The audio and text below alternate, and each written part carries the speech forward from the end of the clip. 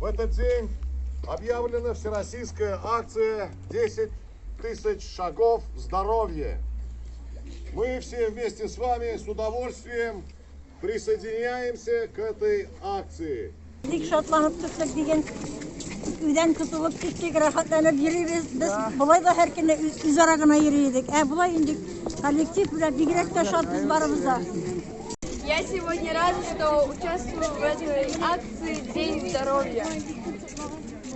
Гордость нашего района, не во всех районах есть такие памятники. Aramadınız mı? Yok. Dağın yerisiz mi? Ребята, довольны, что принимаете участие в 10 тысяч шагов?